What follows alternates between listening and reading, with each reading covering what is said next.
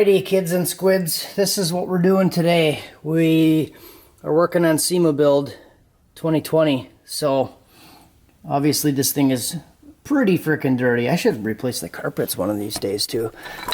This got really nasty. So what I'm going to do here today is I'm going to do the four-wheel drive. So this is the I don't know what you want to call this thing, the little shifter boot piece that goes over the hump. This one is actually from like a Silverado 1500, and I'm going to put it in a Ford Ranger, and look how well it fits. Honestly, this thing is like perfect, and I did test the linkage a little bit. I might have to cut and modify the linkage to hook up to the transfer case, but I'm going to start working on this thing. I'm going to pull the carpet back and cut a hole in here.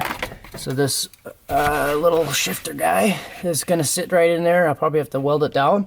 And then you have the little tabs for the screws that hold this thing on there. And this thing should actually look pretty decent. I mean, the color almost even matches. So let's do that. Yeah. Alrighty, guys. Well, I didn't really film a whole lot.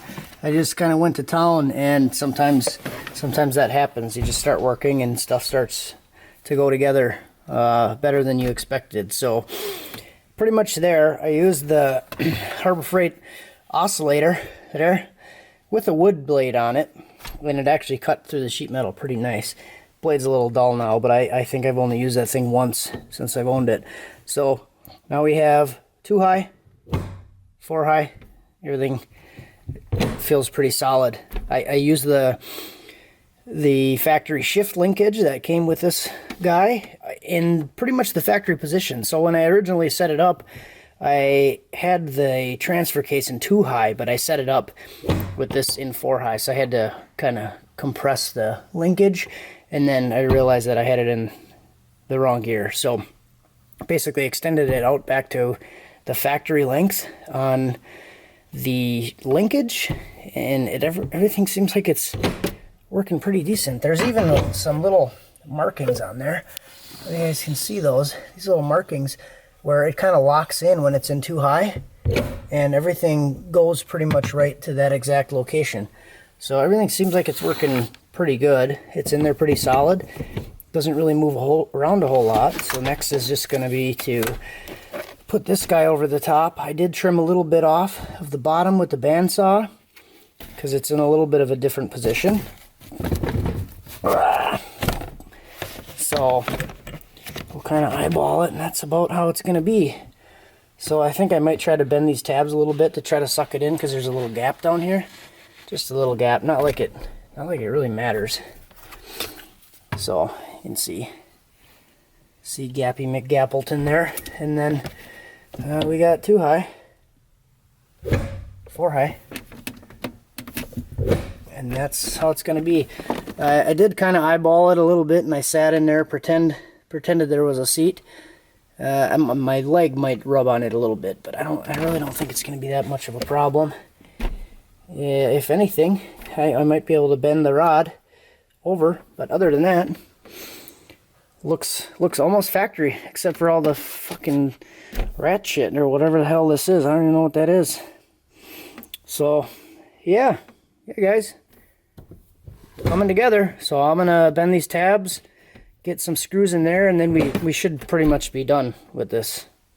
It was a lot easier than I thought it was gonna be. Alrighty guys, so we've got this thing pretty much ready to roll again. So I'll be able to go drive it tomorrow morning. I did a couple other extra thingies besides adding this. So I got the seat back in, but I also went ahead and I did end up putting the old Ranger shifter linkage back in, that little guy that connects to the transmission. So I didn't like the throw on that thing.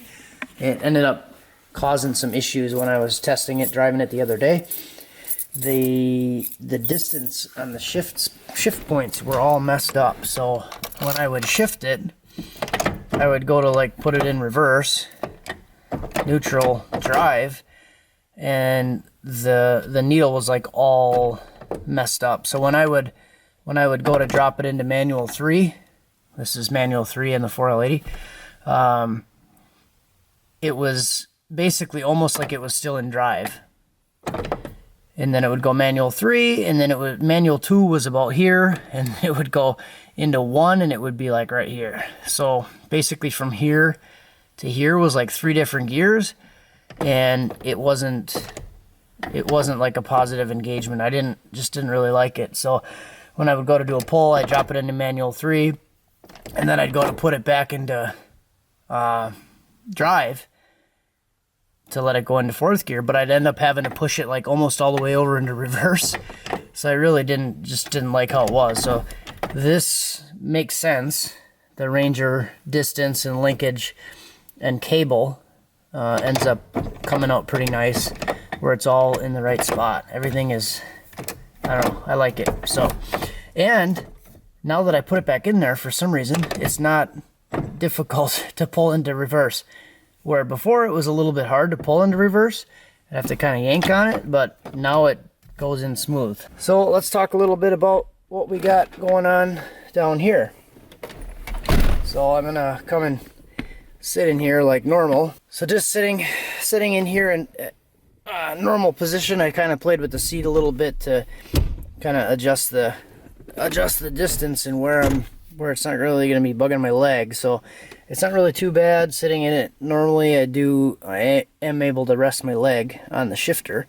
So this would be 2-wheel drive, 4-wheel drive, but this thing works pretty nice. It's nice and smooth, solid engagement, and doesn't really bug my leg that much.